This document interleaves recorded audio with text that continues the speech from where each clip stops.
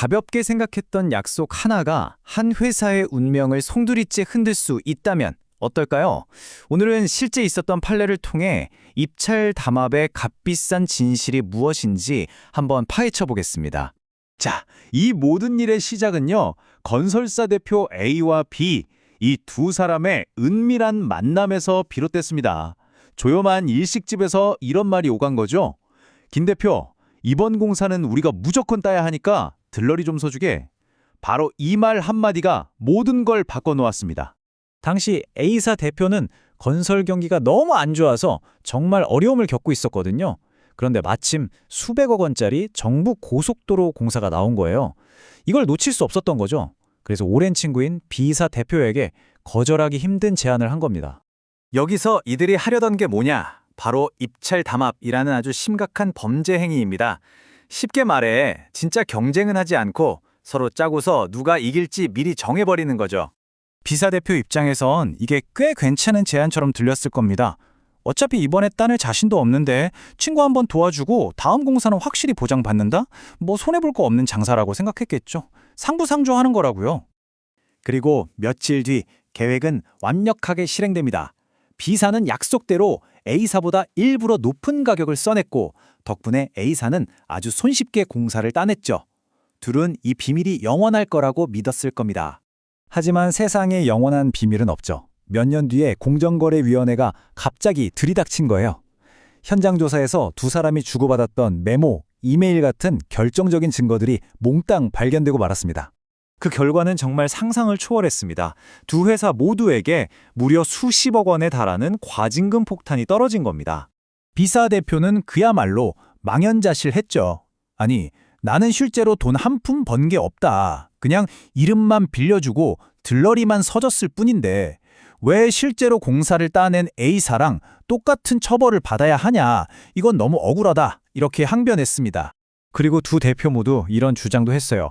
담합 때문에 국가가 입은 손해는 배상하겠는데 거기에 또 벌금, 즉 과징금까지 내라는 건 똑같은 잘못으로 두 번 벌 주는 거 아니냐. 이거 이중처벌이다. 라고 말이죠.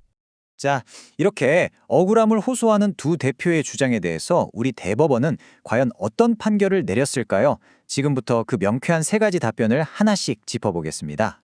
법원은 이 복잡한 사건의 핵심을 딱 세 가지로 정리했습니다.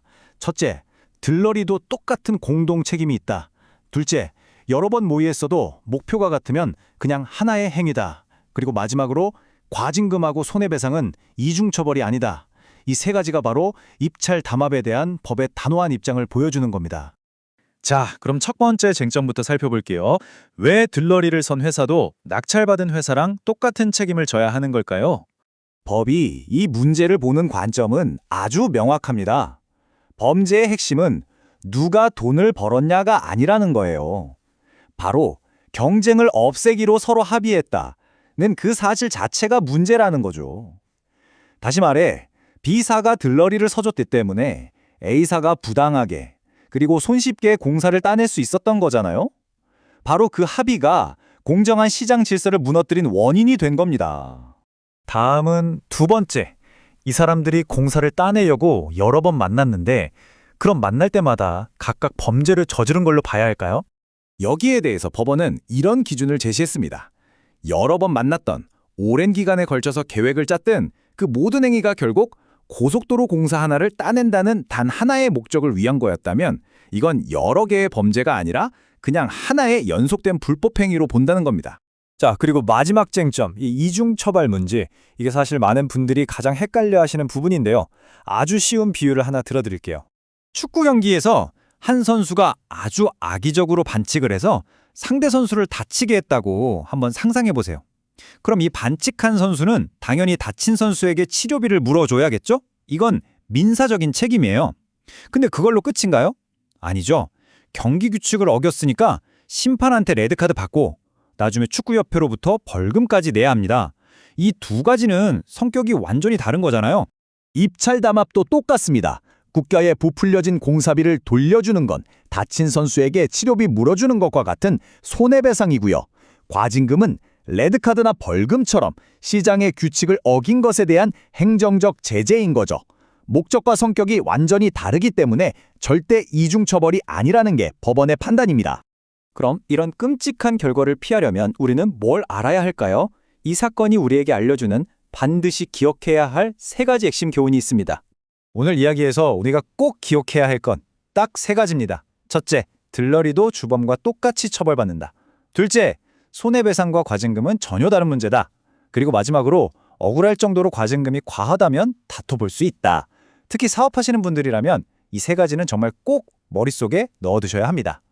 다시 한번 강조하지만 이게 가장 중요한 점입니다. 내가 실제로 이익을 받든 못 받든 그건 중요하지 않아요. 그저 들러리를 서주기로 합의에 참여한 것만으로도 낙찰자와 똑같이 전체 계약 금액을 기준으로 계산된 어마어마한 과징금을 부과받을 수 있다는 사실 절대 잊으시면 안 됩니다.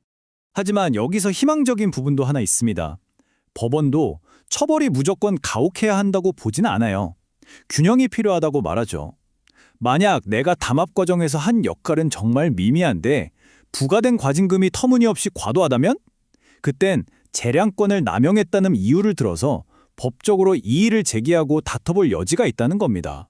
결국 오늘 이 사건이 우리에게 지는 궁극적인 교훈은 바로 이겁니다.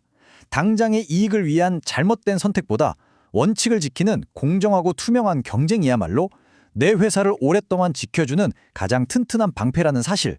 여러분은 어떻게 생각하시나요?